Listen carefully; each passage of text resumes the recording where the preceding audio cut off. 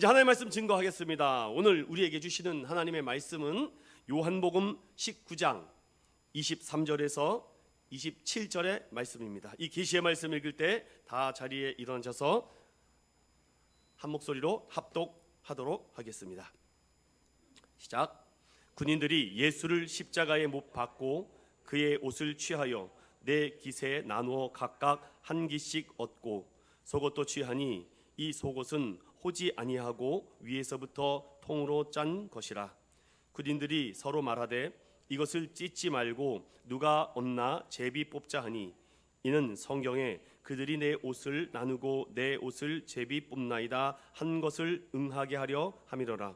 군인들은 이런 일을 하고 예수의 십자가 곁에는 그 어머니와 이모와 글로바의 아내 마리아와 막달라 마리아가 섰는지라. 예수께서 자기 어머니와 사랑하시는 제자가 곁에 서 있는 것을 보시고 자기 어머니께 말씀하시되 여자여 보소서 아들이니이다 하시고 또 그 제자에게 이르시되 보라 내 어머니라 하신대 그때부터 그 제자가 자기 집에 모시니라. 아멘. 제목을 따라해 볼까요? 그저 하나님이 좋아서 예수님의 가족이 되었습니다.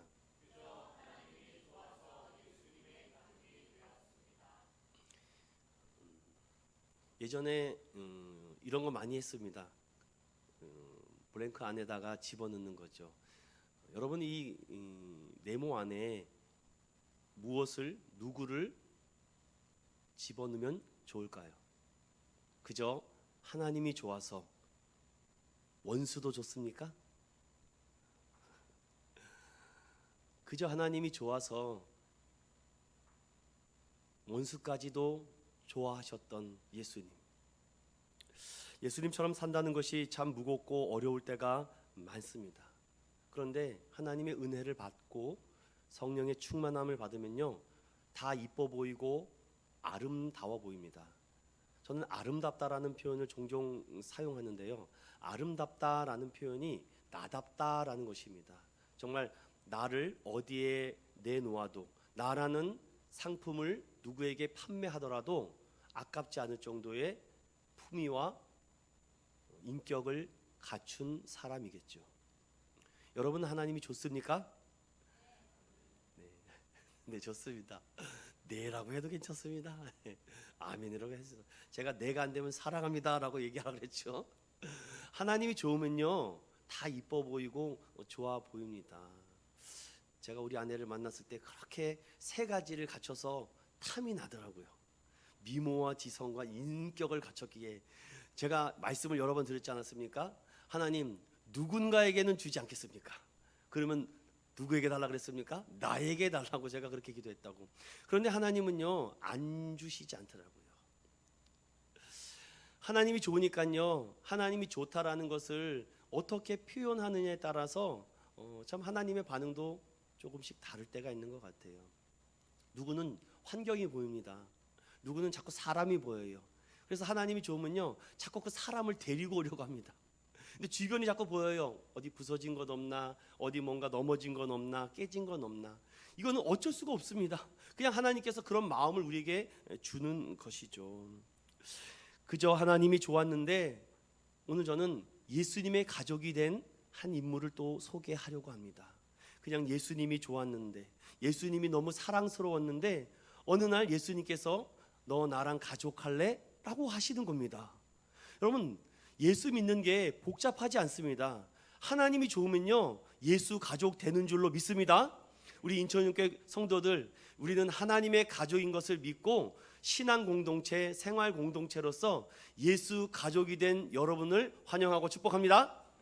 자, 그런데 우리가 또 몇 가지 짚고 넘어가야 될 중요한 사실이 있습니다. 여러분 만약에 내가 가족인지 아닌지 확인하려면은 회사나 직장에서 뭘 띄우라고 합니까? 가족관계 증명서를 띄우라고 하잖아요. 정말 이 사람과 함께 사는 게 맞습니까? 거주하는 게 맞습니까? 그러면 가족관계를 딱 띄면은 부모님도 나오시고 혹시 뭐 소천하면 어쩔 수 없지만 그 밑에 뭐 나, 배우자, 자녀들 딱 나옵니다. 그러면은 이 가족이 맞다면 확실하게 그걸 갖다가 줍니다. 우리 가족 맞습니다. 그걸 확인해보고 인정, 딱 그렇지 않습니까?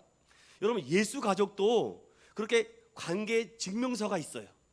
그런데 이것을 아무렇지 않게 등한시하게 되면은요, 어떤 문제가 생기는지 아십니까? 이런 문제가 생길 수도 있습니다. 주일날 열심히 사역하고 찬양도 인도하고 성가대도 하고 뭐 역시 악기로도 하고 뭐 봉사 여러 가지 식당 다 했는데 다 마치고 나서 집에 가면 뭔가 허무해요. 뭔가 이렇게 마음이 허탈한 느낌이 들 때가 있는 분이 있을 것입니다. 내가 교회에서 이렇게 열심히 일하고 수고하고 봉사하고 헌신했는데 하루 종일 주일을 아침부터 저녁 때까지 수고하고 섬겼는데 집에 가니까 뭔가 허탈하고 허망하고 힘이 쭉 빠지고 월요일 날 되면 더 피곤하고, 저는 왜 그런지를 여러분에게 지금 말씀드리려고 해요. 저도 그랬기 때문에 그렇습니다. 지금은 많이 이렇게 약소됐죠. 주일날 새벽 5시부터 저녁 7시 반 예배 드리고 성가대에서 끝나고 제가 차량 운행해가지고 성도들 집까지 데려다 주면 집에 오면 10시 11시였어요 매일, 제가 20대 때는. 그런데 어느 순간 왜 나만 이러고 있지? 왜 나만 이렇게 하는 거야? 쟤도 좀 시켜주지, 왜 나만 이렇게 시키는 거야? 그러면서 어느 날 하기 싫다는 마음이 순간 싹 들어옵니다. 왜 그랬을까? 그때는 너무 어리고 잘 몰랐기 때문에 그렇죠. 돌아와서 이제 40 중반을 넘어가다 보니까 이제 그랬던 이유가 알게 되더라고요. 가족이 아니라서 그래요. 내가 예수 가족이 안 됐기 때문입니다. 내가 왜 봉사하고 내가 헌신하고 왜 수고하고 헌신하는지, 내가 예수 가족이 되면은 그게 안 힘든데 예수 가족이 되지 않으면 이게 힘들어진다는 것을 제가 알았습니다. 그때부터 제가 오로지 복음 아니면 살 길이 없구나. 자, 이제 예수 가족에 대한 관계 증명서가 무엇인지를 제가 설명을 드리고, 그런가 안 그런가 자문자답 해보십시오. 복음과 거듭남이란 무엇일까? 기독교인은 보편적으로 하나님의 존재를 인정하고 성경을 부분적으로나 혹은 전체적으로 하나님 말씀인 것을 믿으며 교회에 출석하며 신앙생활을 하는 모든 사람들을 기독교인이라고 말합니다. 그러나 기독교인과 그리스도인은 다른 이야기입니다. 차이가 너무 달라요. 거듭난 그리스도인은 성경의 수많은 사례들처럼 예수 그리스도의 복음 안에서 하나님께로부터 태어나 성령으로 새로운 생명 얻어 옛 자아가 죽고 새 자아를 가지고 새로운 예수의 의로 신분을 받은 천국 시민권자들이 거듭난 그리스도인인 줄로 믿습니다. 이러한 자격과 신분을 가지고 일을 하면 어렵지 않아요. 저는 이것을 쉽게 하나님이 좋아서 이렇게 표현한 겁니다. 그냥 하나님이 좋으면요 힘들지 않아요. 그래서 내가 뭔가 교회에 헌신과 봉사하고 어떤 일을 하다가 뭔가 지치고 넘어지면은요 내가 하나님을 덜 좋아한다는 것을 알면 돼요. 자, 조금 더 구체적으로 한번 가볼까요? 요한복음 3장 3절에 보면 이렇게 말씀합니다. 진실로 진실로 내게 이르노니 사람이 거듭나지 아니하면 하나님 나라를 볼 수 없다. 이건 니고데모에게 하시는 예수님의 말씀입니다. 또 3장 5절에는 사람이 물과 성령으로 나지 아니하면 하나님 나라에 들어갈 수 없다. 자, 무슨 말씀을 하고 있습니까? 너무 이 말이 어렵죠. 가족이 안 됐다는 겁니다. 여러분, 내 가족은요 그냥 다 해주는 게 가족 아닙니까? 그냥 이해해주고 덮어주고. 하지만 가족 안에 또 그 가족 때문에 상처받고 원수가 되는 경우도 많습니다. 가족 때문에 사랑을 시작하는데 가족 때문에 원수가 되는 경우도 있죠. 그래서 가족 안에서 생사고락과 희노애락을 느끼면서 그 안에서 내가 얼마나 사랑받고 있는지 사랑받고 있지 않는지에 대해서 우리가 이곳에서 내가 수고하고 섬기고 희생할 수 있는가 없는가가 또 세워지는 하나의 기준점이 되기도 합니다. 여러분, 수많은 교회가 있습니다. 제가 한국 리서치 설문조사를 찾아보니까 지금 우리 대한민국의 교회가 몇 개나 있는 것 같습니까, 여러분? 대한민국의 교회가 누가 그러더라고요. 목사님, 세탁소보다 많습니다 그러더라고요. 그래서 그래요? 중국집보다 많은 줄 알았는데 그랬어요 제가. 거의 6만여 교회가 있습니다. 대한민국에 공식적으로. 비공식으로는 셀 수가 없겠죠. 그 가운데 수많은 모태신앙과 수많은 궁금증을 품고 있는 니고데모 같은 성도들이 많습니다. 그들은요, 선택의 여지가 없어요. 태어나 보니 엄마 아빠가 교회 다니네? 그냥 교회 따라다녀야 됩니다. 그 안에 예수 생명이 있는지 없는지 따라다니는 거죠. 그런데 따라다니다가 듣는 믿음이 생겨서 믿음이 생기는 경우도 있는데 오히려 그것이 거부감이 들어서 떠나는 성도들도 있어요. 목회자 자녀는 둘 중에 하나랍니다. 정말 신실하게 하나님을 섬기든가 아니면 타락하던가. 대부분 이단 사이비의 종파죽에 보면은 목회자 자녀들이 많습니다. 무신론자들이요. 부모처럼 믿음 생활하기 싫다는 거죠. 선택의 여지가 없고 습관처럼 따라다닙니다. 그렇다면 가족관계 증명에서에 대해서 가장 중요한 얘기를 지금 드리겠습니다. 예수님께서 3단계로 복음을 이루셨는데 내가 예수 가족에 대한 관계 증명서에 대해서 당신은 교회 다니십니까? 라는 질문을 하는 것이 아니라 당신은 예수 그리스도를 믿으십니까? 그렇다면 이 정리된 세 가지의 증명이 내가 믿어져야 됩니다. 예수 그리스도께서 우리의 죄값을 대신 치르기 위해서 나를 위해서 우리를 위해서 죄를 담당하시고 십자가에 죽으셨다. 믿어지십니까? 그리고 그분이 장사 되시고 또한 그곳에서 3일 동안 암흑 같은 그곳에서 나를 위해서 중보하며 기다리시며 부활하심을 준비하심을 믿으십니까? 그리고 3일 만에 예수님께서 나를 위해서 사망 권세 깨고 부활하시고 일어나신 것을 믿으십니까? 그럼 여러분 예수 가족입니다. 축복합니다. 예수님의 죽으심과 장사되심과 이 부활하심, 이 세 가지의 복음이 성령님께서 믿음의 선물을 우리에게 주셔서 믿어져야 되는 것입니다. 이 세 가지의 이 놀라운 진리가 믿어지지 않으면 죄송합니다, 여러분 예수 가족이 아닙니다. 그래서 예수 가족이 된 예수님의 제자들에게 너희들은 이제 예수 가족이 되었기 때문에 나에게 사명을 너희에게 맡긴다. 여러분 거듭남이란 무엇입니까? 여러분 본 어게인, 다시 태어난다라는 말인데 여러분 어떻게 우리가 스스로 니고데모의 질문처럼 엄마 뱃속에 들어갔다가 다시 나올 수 있습니까?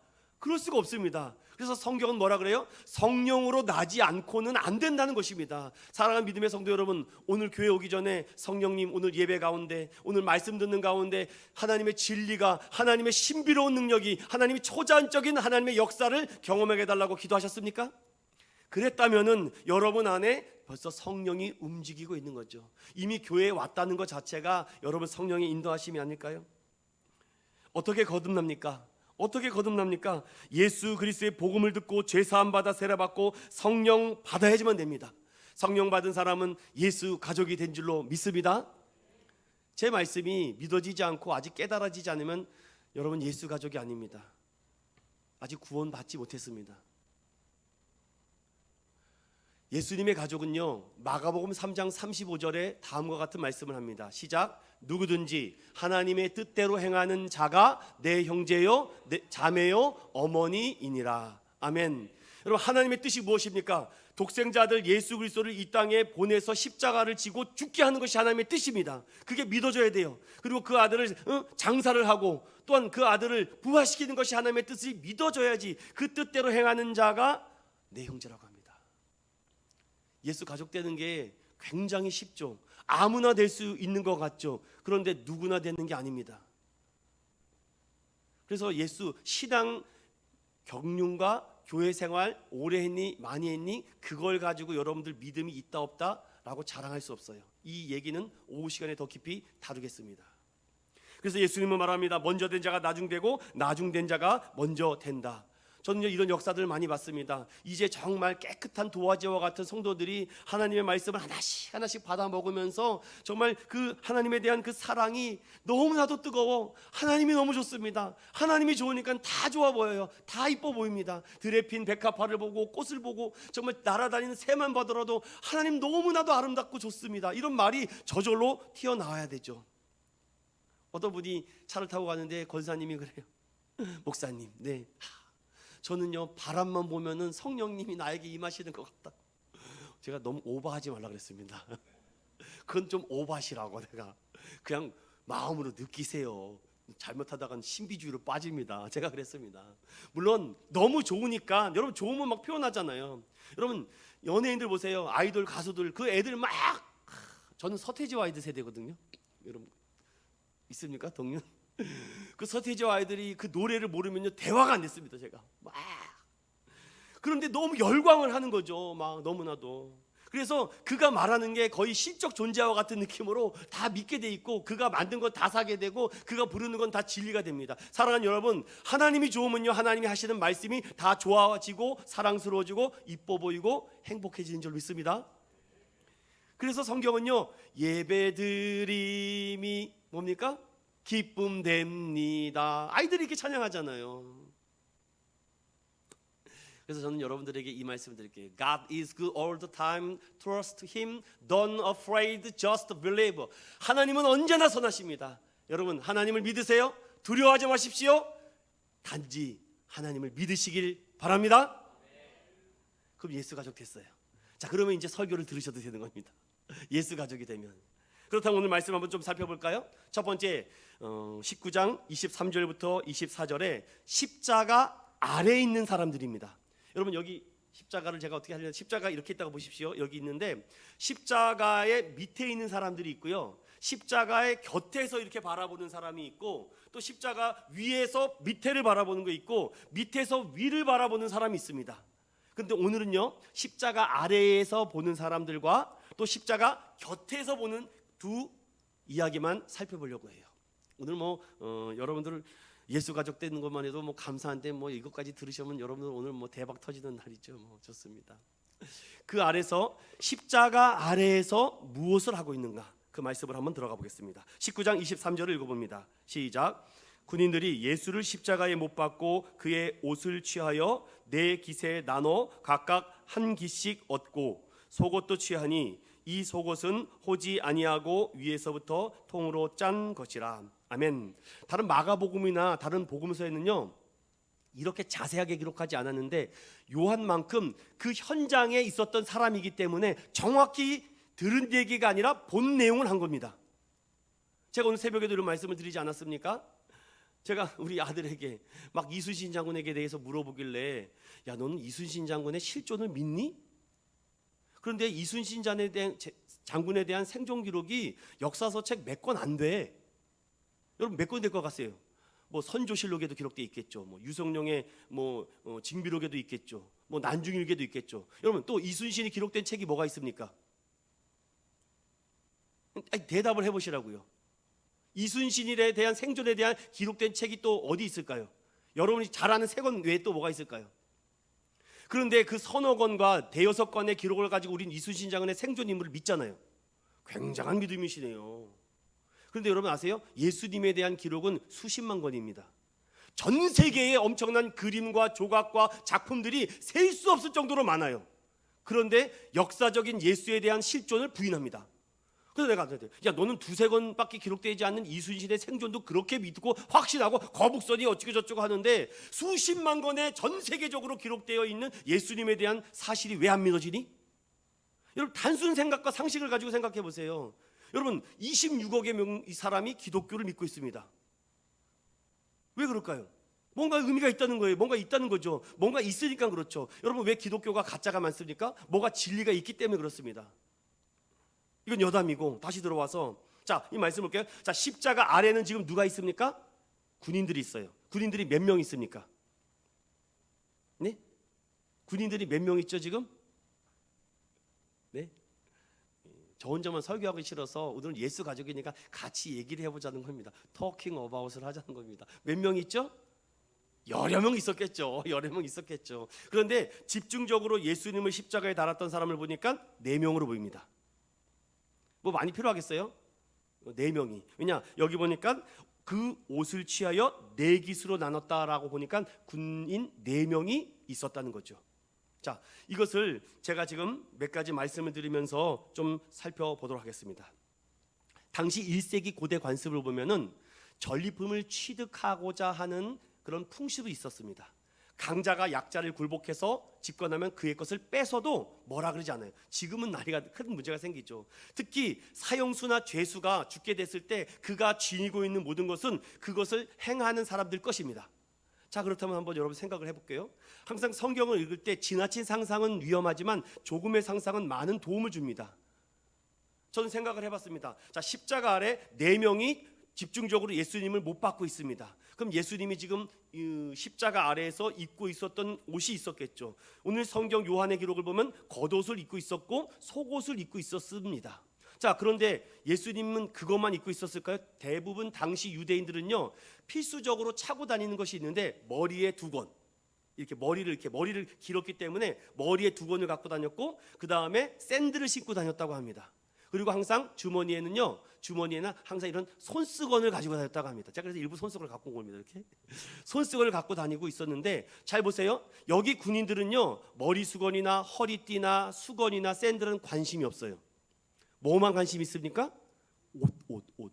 그래서 제가 1세기 관습과 문화와 풍습을 찾아보니까 당시는 옷감이 너무 귀했다고 합니다. 그런데 우리처럼 이렇게 상하로 나눠진 옷이 아니라 통으로 짠 거예요. 이렇게. 그러니까 하나, 두루마기 아시죠? 우리 한복 입었던 것처럼 이렇게 두루마기로. 그래서 그런 옷을 입고 다녔는데, 안에는 우리처럼 속옷을 입지 않아요. 그래서 안에는 속옷과 비슷한 통으로 짜는 것. 근데 이것도 조금 부유하거나 잘 사는 사람이 속옷을 입지, 대부분 그냥 거적대기 같은 거 하나만 두르고 허리띠로 딱 쪼매고 다닐 정도로 지냈습니다. 근데 예수님을 보니까 겉옷이 있었고 속옷이 있었다라고 지금 말씀합니다. 그렇다면은 여기에 우리가 조금의 상상이 필요하죠. 당시 군인들이 예수님의 옷을 보니까 값어치가 있어요, 없어요? 가치가 있는 것입니다. 저는 또 상상을 해봤어요. 이 옷 누가 만들어줬을까? 이런 생각 해본 적 있습니까? 누가 만들어줬을까요? 그래서 제가 이 말씀을 또 찾다가 또 삼초포로 빠질까봐 다시 돌아와서 또 묵상하는데, 사무엘상 말씀에 한나가 사무엘을 임신하고 난 다음에 젖을 때, 당신은 5세에서 7세에서 젖을 때입니다. 우리처럼 2-3살 때는 게 아니라 젖을 때고 하나님 성전에 봉사자로 바치지 않습니까? 그런데 한나와 엘가나가 매년마다 예배드릴 올 때마다 뭘 만들어 갖고 와요? 세마포 에봇을 만들어 갖고 와요. 그래서 그 에봇을 가지고 사무엘에게 입히죠. 그런데 그 다음 말씀이 너무나도 놀랐습니다. 그 에봇을 입히는데 누가 그 모든 광경을 보고 있어요? 엘리 제사장이 모든 것을 보고 있습니다. 그러니까 그 어머니가 그 아들에 대한 지극정성과 사랑, 그리고 날마다 그 성전에 얼마나 그 아기가 보고 싶었겠습니까? 그럼에도 하나님 앞에 바친 귀한 아들이기 때문에 자기가 해야 될 임무만 하고 매정하게 싹 돌아가는 거죠. 그럼 얼마나 마음이 미어지겠습니까? 사무엘은 엄마 정말 손도 잡아보고 싶은데 엄마가 옷 한번 딱 입혀주고 예배 끝나면 싹 집에 돌아가고, 그리고 또 1년을 기다려야 됩니다. 그럴 때마다 저는 그렇게 생각을 했어요. 아들을 생각하면서 한 땀 이태리 장인이 술을 놓듯이 그 세마포 에봇을 짓지 않았을까요? 그리고 나서 그것을 아들에게 드리는 그 모습을 엘리가 보고 축복합니다. 한나여, 이리 와보십시오. 그 마음을 보니까 너무 아름답다, 하나님께 귀하다라고 해서 축복 기도를 해줍니다. 그런데 성경은 뭐라 그래요? 그 축복 기도를 하고 돌아가는데 하나님께서 그 한나의 마음을 여시고 태음을 열어서 아들 셋과 딸 둘을 줬다니까요. 사랑 믿음의 성도 여러분, 별개의 내용이지만 여러분이 예배드리러 올 때 정말 하나님을 사랑하는 마음, 하나님이 좋아하는 마음이 여러분 식어지지 않기를 예수님의 이름으로 축원합니다. 그렇다고 여러분 다음 주부터 뭐 이렇게 만들어 갖고 오라는 얘기가 아니라, 그런 월요일, 수요일, 목요일, 토요일 기대했는데 주일이구나, 그런 마음을 가지고 오라는 겁니다. 그래서 예배드린 자가 요한복음 4장은 뭐라 그래요? 영과 진리로 예배해라 라는 말이죠. 자, 다시 돌아와서 옷을 취하여 네 깃으로 나눕니다. 그런데 속옷도 취했다라고 되어 있는데 여기에 구체적으로 뭐라고 되어 있습니까? 속옷은 호지 아니하고 위에서부터 뭐라고 되어 있어요? 통으로 짰다. 여기에 이제 여러 가지 해석들이 많이 있는데, 예수님의 의는 나눠질 수 없기 때문에 또 시편 22편의 말씀을 이루시기 위해서, 응하시기 위해서라고 많은 말씀을 합니다. 다 맞아요. 저는 그렇게도 동의하게 생각합니다. 중요한 것은요 뭡니까? 24절 보세요. 군인들이 서로 말하되 이것을 찢지 말고 누가 얻나 뭐하자? 제비 뽑자. 이 말이 제 눈에 확 들어오게 되었습니다.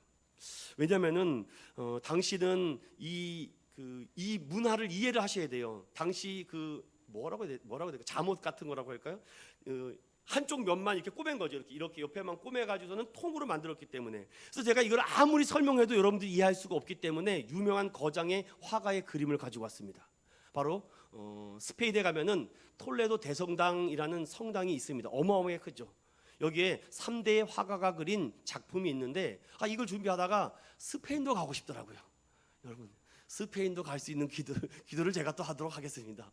그 안에 들어가면요, 막 눈이 희둥그럴 정도로 어마어마한 작품들과 조각들이 아주 세밀하게 정교하게 되어 있는데, 그 안에 보면 스페인 3대 화가 엘 크레코라는 사람이 그리스도의 옷 벗김이라는 그림이 있습니다. 어떻게 보면 유일한 그림이 될 수도 있겠죠. 여러분이 눈이 안 좋으시니까 확대해 드리겠습니다. 굉장히 친절한 목사죠, 여러분. 확대합니다. 자, 이겁니다. 바로 그리스도의 속옷. 이것이 그리스도의 옷 벗김을 가지고 3대 거장인 이 화가가 그림을 그렸어요. 근데 이 그림을 보십시오. 이 그림을 보면 예수님이 정 가운데 있고, 예수님의 바로 왼편에는요 철갑옷을 입은 군인이 있습니다. 그 밑에는 십자가를 지금 만들고 있는 어떠한 목수가 보이고, 또 그 밑에는요 요한과 예수님의 어머니와 마리아가 지금 등장하고 있는 거죠. 제가 왜 이 그림을 보여주겠냐 하면은 이음새가 없는 통으로 짠 옷으로 설명드리기 위해서 말씀을 드리고 싶어요. 그런데 제가 이 그림을 보다가 놀란 것이 하나가 있습니다. 여러분, 뭔가 눈에 확 들어오지 않습니까? 뭐가 들어오세요? 이 사람들의 표정을 한번 보세요. 예수님의 표정과 다른 사람들의 표정이 극명하게 갈리고 있습니다. 예수님의 표정은 어떻게 하고 있죠? 네, 그렇죠. 우리 탁치사님 같은 저런 표정입니다. 하늘을 보며 지그시, 그래 죽일 테면 죽여봐라, 뭐 이거죠. 막 찔릴 테면 찔러봐라. 뭔가 여유가 있어 보이지 않습니까? 근데 거기 군인, 즉 철갑옷을 입은 군인의 표정을 보세요. 어둡습니까? 칙칙합니까? 뭔가? 여러분, 이것이 예수 가족과 예수가 가족이 되지 않는 사람들의 모습을 딱 이 그림 안에서 보여주고 있습니다. 사랑하는 믿음의 성도 여러분, 이 세상은요 똑같은 일반 은혜이기 때문에 똑같이 비를 맞고 똑같이 눈을 맞고 똑같이 바람을 맞습니다. 그런데 예수 가족된 사람들은요, 비가 하나님이 비를 주시는구나, 할렐루야. 바람을 주시는구나, 할렐루야. 눈이 오는구나. 우리는 걱정, 근심 그런 것을 하는 것이 아닙니다. 뭔가 여유가 있어야 돼요. 하나님이 오묘하게 이 자연 만물을 움직이시는구나. 정말 이 지구라는 이 덩어리를 정말 이렇게 아름답게 빚어가시고 있구나. 야, 하나님 참 놀랍고 신비하다. 뭔가 믿음의 여유가 있어요. 예수님의 표정에는요 무서움과 두려움이 없습니다. 그런데 다른 사람들 보세요. 당시 이 그림을 그리고 나서 이 성당의 주교가 와서 화를 막 냈습니다. 왜 화를 내면 어떻게 예수님보다 더 머리 꼭대기에 사람들을 그려놨냐고. 그래서 이 그림이 싸구려 취급을 당했습니다. 그런데 시간이 지나고 나니까 이 그림이 그렇게 귀하고 값지다는 것을 알고 지금 그 대성당 가운데에 딱 있습니다. 이게 우리 한번 스페인에 가서 한번 봅시다. 지금부터 적금을 드세요, 여러분들. 그러면서 예수님의 이 홍포를 어떻게 합니까? 겉옷은 찢어가지고서는 4개로 나눠 가졌는데 이것은 그냥 벗겼습니다. 그러면 예수님의 모습이 지금 어떻겠어요? 그렇죠, 맞습니다, 여러분. 벌거벗은 상태죠. 그림은 가린 걸로 나오지만 아닙니다, 여러분. 그래서 이것을 벗긴 상태에서 그들이 뭐의 색을 나눠 가졌다고요? 제비 뽑아서. 사랑 믿는 성도 여러분, 제가 드리고자 하는 말은 이것입니다. 세상 사람들은요, 이 사람이 죽든 말든 다치든 상처받든 아프든 관심 없어요. 내가 얻고자 하는 것만 취하면 됩니다. 내가 얻고자 하는 것만 얻으면 되지, 이 사람이 망하든 피하든 나만 아니면 돼. 여러분, 세상은 그렇습니다. 그러니까 항상 어두워요. 항상 칙칙하고 항상 우울합니다. 우울도 습관이에요. 우울한 마음이 들 때 말씀과 기도로 회복하시기 바랍니다. 그들은요 제비 뽑고 나눠 갖는 데만 혈안이 돼 있습니다. 어디에서? 십자가 아래에서.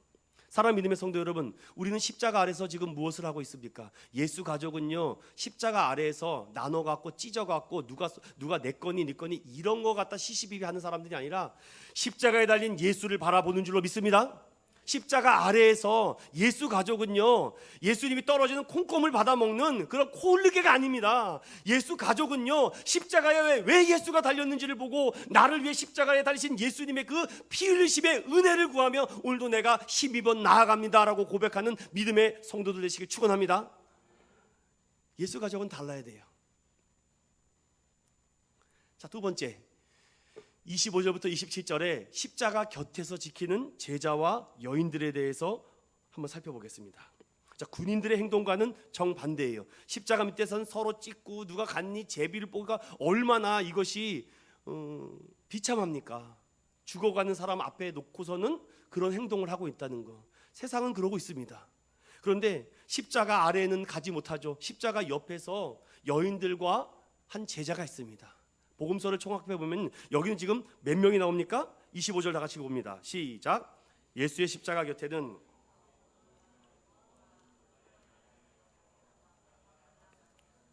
여러분 몇 명의 여인들이 나오죠? 4명의 여인. 여러분 뭔가 이걸 맞추려고 했는지 모르겠어요. 십자가 아래에 있는 4명의 군인은요 찢기고 네 거니 내 거니 싸우고 지지고 볶고 하고 있는데, 십자가 곁에 있는 4명의 여인은요 전혀 다른 반응을 보이고 있습니다. 믿음의 성도 여러분, 우리가 모일 반응은 군인들의 반응이 아니라 여인들의 반응인 줄로 믿습니다. 이 여인들을요 조금 상상을 더 해보겠습니다. 예수님은 지금 모독죄로 지금 심판을 받고 있습니다. 반역죄요. 여러분 십자가에 지금 못 박힐 정도면은요 극악 무도한 사형수입니다. 그럼 보세요. 자, 모친인 어머니는 이해할 수 있어요. 뭐 아들이니까 달리고 있으니까 왔는데, 그 옆에 이모와 글로바의 마리아와 막달라 마리아는 자칫하면은 뭐가 되겠어요? 공모죄. 이거 아시죠 여러분? 이거 숨어서 이렇게 보는 것도 아니고 대놓고 보면 너도 같이 공모자야 하고 처형받을 수 있습니까 없습니까? 얼마든지 있을 수가 있습니다.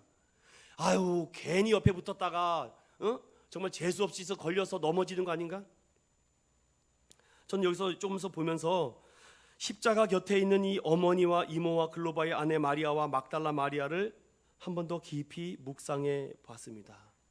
이 여인들은 분명히 예수님이 십자가를 지고 골고다를 올라갈 때 따라갔던 그 수많은 백성들, 수많은 여인들의 눈물, 나를 위해 울지 말고 너희와 너희 자녀를 위해서 울라고 하신 이 예수님을, 그 음성을 들었던 그 많은 사람들은 어디 가고 몇 명만 있으니까 4명만 있죠.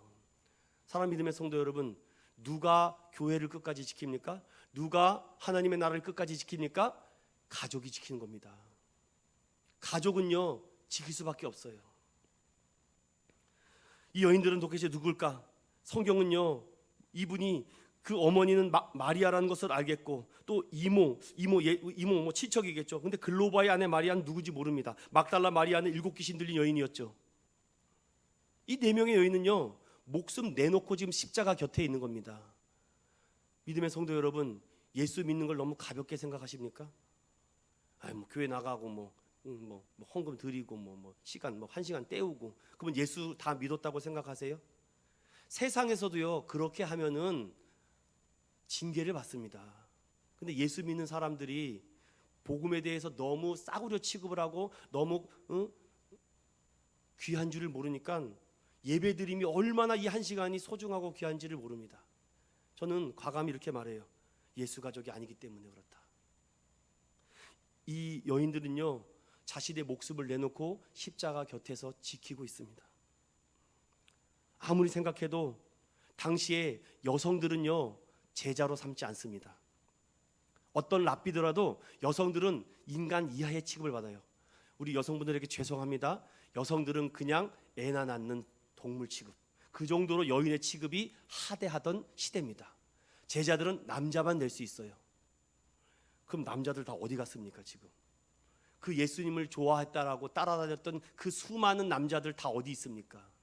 사랑하는 남성 여러분, 정신 차립시다. 우리 대한민국도 어머니의 기도로 여기까지 왔습니다. 수많은 여성들이 땅을 치며 통곡하며 대한민국과 우리 가정과 남편을 살려달라고 눈물을 흘렸기 때문에 오늘 여기까지 왔다라고 저는 믿습니다. 그런데 왜 교회에서는 여성들은 인정받지 못할까요? 뭐 고린도전서에 있는 말씀, 여성들을 감히 조용히 하라. 남성들도 조용히 하십시오. 여성들만 조용히 하라 그랬다고 해서 남성들은 소리치라는 얘기가 아닙니다. 저는 또 상상을 했습니다. 예수님은 십자가에 달려 있어요. 여인들이 4명이 여기서 옹기종기 앉아서 눈물을 흘리면서 애통하고 있습니다. 그런데 사람들이 지나가요. 그러면서 욕을 하죠. 여러분, 예수님을 욕할 수는 있겠죠. 그런데 지나가다 보니까 같은 패거리인 줄 알고 같이 욕합니다. 아이고, 아들내미를 어떻게 키웠길래 저렇게 십자가에 달려 죽나. 여러분, 이 얘기를 어떤 모친과 어머니가 들었다고 해서 아유 뭐 애새끼를 저렇게 키워놔가지고서는 왜 저래, 부모가 뭐 저래, 만약에 그런 얘기를 들었다고 보십시오. 여러분, 이 현장에 마리아가 있습니다. 예수님의 육신의 어머니 마리아가 있는데 지나가는 한 행인이 아이고 아들놈이를 어떻게 키웠길래 저렇게 무식하게 키웠어 라고 그 얘기를 듣는다면 여러분들 죄송해요, 제가 잘 못 키워서 그래요 라고 이렇게 친절하게 대답을 할까요? 아니면 울분이 터지겠습니까? 아무리 못나고 고슴도치 같은 자식이라도 품게 돼 있습니다. 가족이기 때문에 그렇죠. 여러분, 아들이 모욕을 당하는 것도 참 참을 수 없는데 그 현장에 예수의 어머니도 지금 모욕과 수모와 능욕을 당하고 있다는 거 아십니까? 여러분, 예수님 믿는다는 이유로, 교회 다니는 이유로 많은 핍박과 어려움을 당하지 않았습니까? 주님은 종종 우리에게 조금의 미안함이 있는 것 같아서 성경이 이렇게 말해요. 너희를 미워하는 것이 아니라 나를 미워하는 것이다. 염려하지 말아라.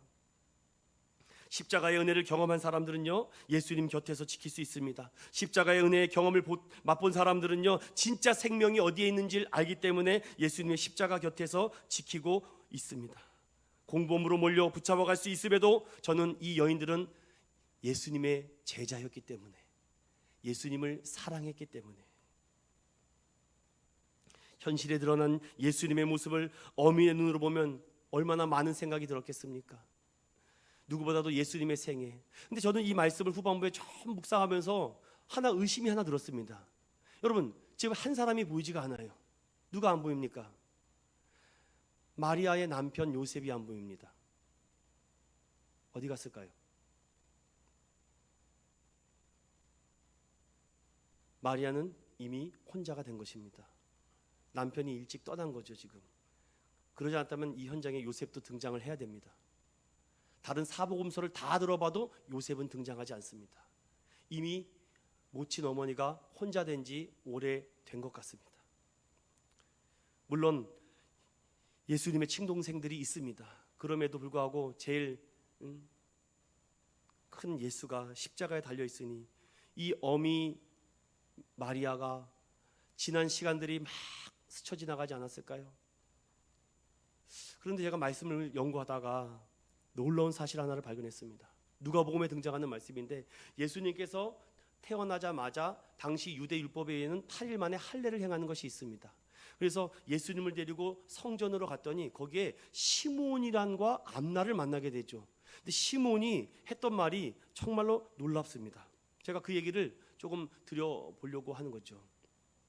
누가복음 2장 34절과 35절을 다 같이 봅니다. 시작. 시몬이 그들에게 축복하고 그의 어머니 마리아에게 말하여 이르되, 보라, 이는 이스라엘 중 많은 사람을 패하거나 흥하게 하며 비방을 받는 표적이 되기 위하여 세움을 받았고 또 칼이 내 마음을 찌르듯 하리니 이는 여러 사람의 마음의 생각을 드러내려 함이니라 하더라. 아멘.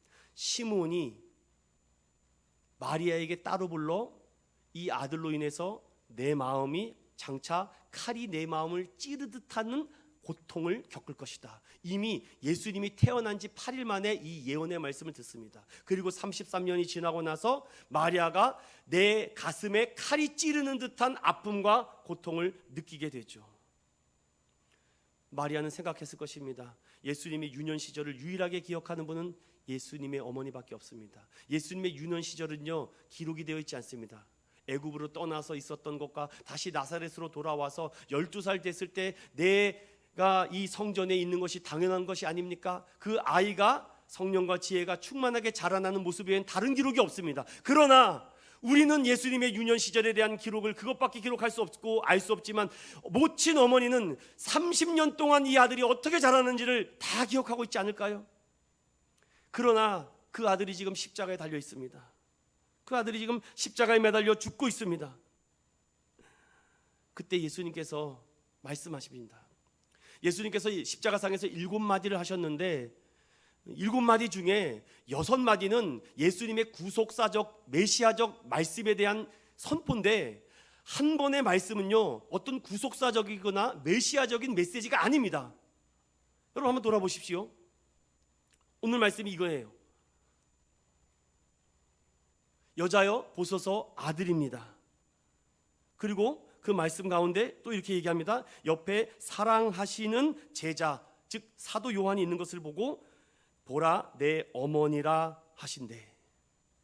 사랑 믿음의 성도 여러분, 저는 여기서 여러분들에게 예수님께서 하신 이 여자여 보소서 아들입니다 라는 말은 하대하는 말이 아닙니다. 이미 가나안 혼인잔치에서도 여자여라고 말하며 헬라어 귀나이라고 쓰죠. 영어로는 우맨이라고 번역되어 있는데 저는 이것을 여성을 굉장히 높여 부르는 말입니다. 그렇다고 뭐 호칭은 아니고요. 울고 있는 어머니를 보면서 아들이 말합니다. 여자여 보소서 아들입니다. 저는 생각을 또 해봤습니다. 어머니 마리아가 예수님의 공생의 3년을 선포할 때, 그래 아들아, 앞으로 큰 일을 감당하기 위해서 너는 이 길을 떠나야 되겠다라고 이렇게 순순히 내어드렸을까요? 아니면 아니다 아들아, 네 아직 젊다. 당시 여인들은요 13세에서 17세 사이에 결혼을 합니다. 그래서 대부분 15세 전후에 출산을 해요. 그럼 여러분, 지금 예수님이 33세니까 엄마는 몇 살일까요? 40 정도, 40 중후반이 되겠죠. 그래서 정확히 이 사실과 역사적인 사실을 아는 사람은 그 그림을 마리아를 굉장히 젊게 그린 겁니다. 그런데 어떤 그림은요 마리아를 굉장히 나이 많게 그려요. 그거는 성경에 대한 사실을 잘 몰라서 그렇습니다. 참조입니다. 이거는. 다시 말씀을 들어와서 그 30년의 공생애 가운데 여인이 아들이 죽어가는 모습 현장 속에서 예수님은 무슨 생각을 했을까요? 구속사적이고 메시아적인 메시지를 하진 않았지만, 저는 이런 말씀을 묵상하면서 여러분들에게 어떤 감정이입을 시켜드리려고 하는 건 아닙니다. 이 역사적인 사실을 정확하게 사실에 입각하고 1세기의 문예적, 역사적, 철학적인 시선을 가지고 이 상황을 조금 바라보고 조금의 상상을 더해볼 뿐입니다. 전 이렇게 여러분과 마무리를 한번 줘보려고 합니다. 예수님은 메시아입니다. 예수님은 하나님의 아들입니다. 자, 그렇다면은 예수님의 육신의 어머니도 하나님의 아들이신 예수를 하나님으로 봐야 됩니까? 안 봐야 됩니까? 하나님으로 봐야 됩니다. 그러기에 예수님은 마리아도 제자가 되는 겁니다. 잘 이해하십시오. 육신의 어머니지만 또 하나의 제자라고요. 제자. 그 옆에는 혈연 관계가 되지 않은 사랑하는 사도 요한 제자가 있습니다. 어머니가 흔들리고 있는 가운데 예수님은 그 제자에게 이제부터 내 어머니라 라고 말합니다. 혹자들은 여기서 이렇게 말해요. 예수님께서 부탁하신 것이다 라고 말합니다. 여러분, 헬라어 원문을 보면 부탁한 게 아닙니다. 이건 명령입니다. 요한아, 앞으로 이 어머니를 책임져라. 이 말씀을 준비하는데 예전에 저의 생각이 들었습니다. 제가 참 못난 아들로 살면서 참 속도 많이 쓰겨드리고 참 공부도 못하고 그래서 참 기쁨을 드리지 못하고, 그때는 참 그런 생각으로 잘하는 줄 알았습니다. 근데 주중에 생일이어서 참 부모님과 함께 식사를 하고 싶다라는 생각이 들고 해서 당진에 계셔서 제가 내려가려고 하는데 그날따라 비가 얼마나 오는지 앞에 10m도 안 보이더라고요. 비가 너무 많이 와서 순간 아유 가지 말까라는 생각을 했는데 그래도 가야 되겠다라고 얘기를 했습니다. 그러면서 아내가 저에게 이렇게 얘기를 하더라고요. 그 말이 저에게 딱 심장을 찌른 것 같아요. 낳아주신 부모가 축복을 받아야지, 낳아주신 엄마가 축복을 받아야지. 그 얘기가 딱 머릿속에 들어와서 그 길로 비를 뚫고 내려갔습니다. 평소보다 더 많은 시간이 걸려서. 워낙 부지런하신 분이라서 이미 당진에서 제일 맛집이라고 생각이 든 그곳에 도착을 먼저 하고 계셔서 그래도 식사를 좀 대접해 드리고 싶어서 대접해 드리려고 했는데, 그렇지, 진짜 주인공은 내가 아니라 사랑으로 나를 낳아주신 부모님이지. 알고는 있는데 잘 실천이 안 돼요.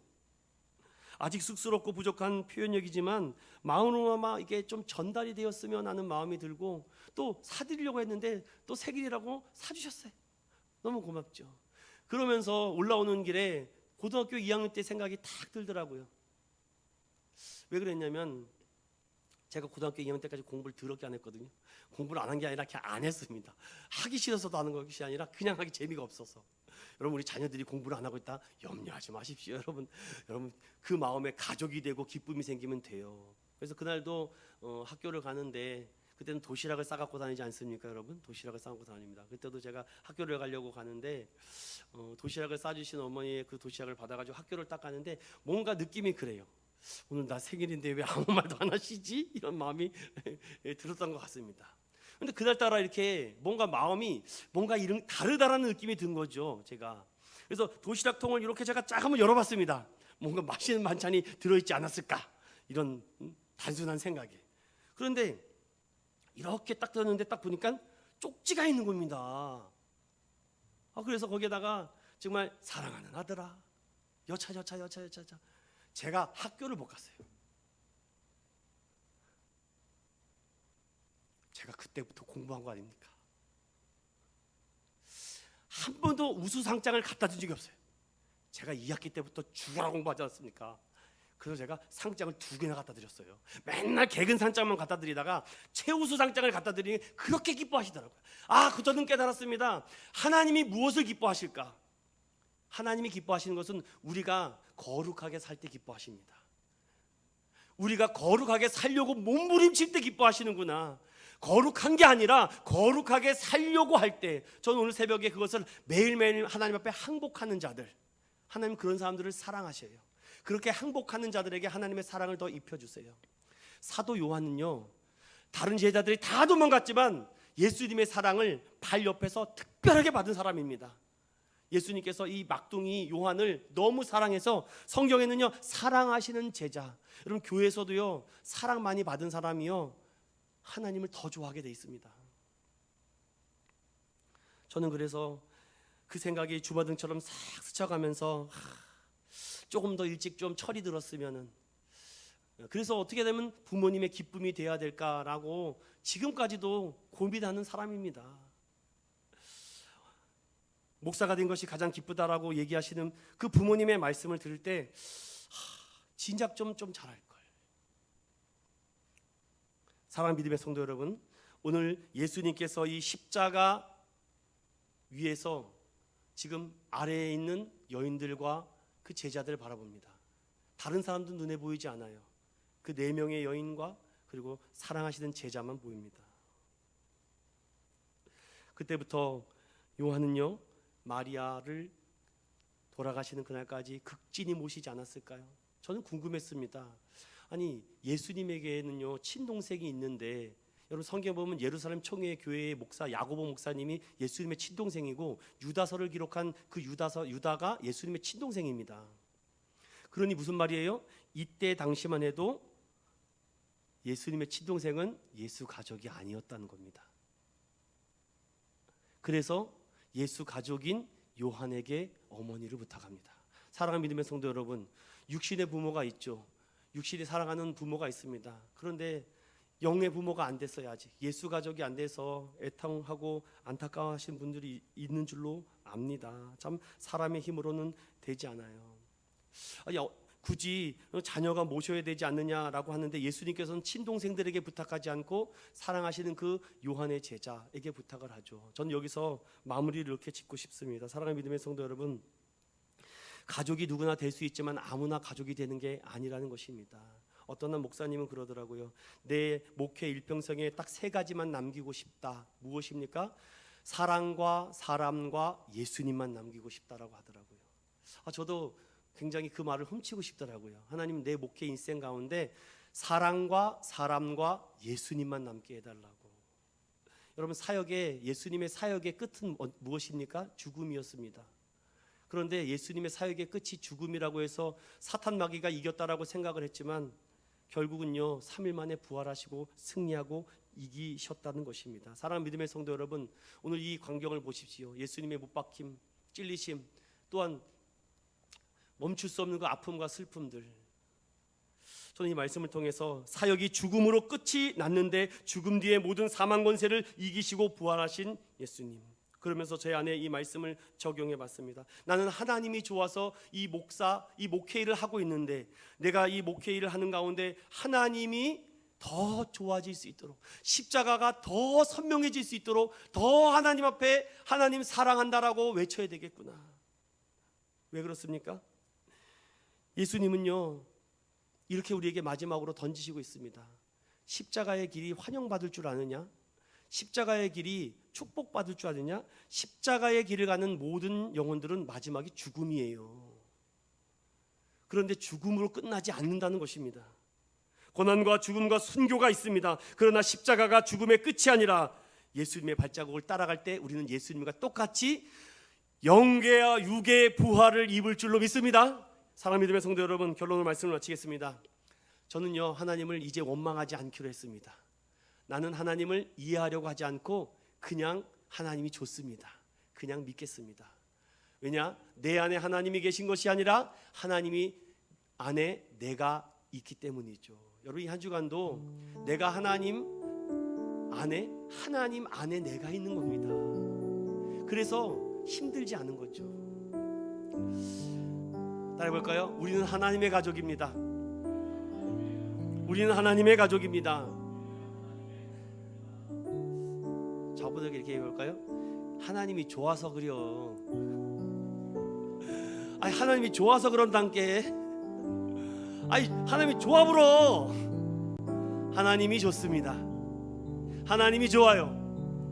그저 하나님이 좋아서 우리는 예수님의 가족이 된 줄로 믿고, 오늘도 십자가 아래에서 무지한 어리석은 군인이 되지 마시고 예수님의 십자가를 바라보고 같이 울며 애통하고, 그 길이 죽음의 끝이지만 다시 부활한다는 믿음을 가지고 이 한 주간도 승리하는 우리 믿음의 가족들 되시기를 예수님의 이름으로 축원합니다.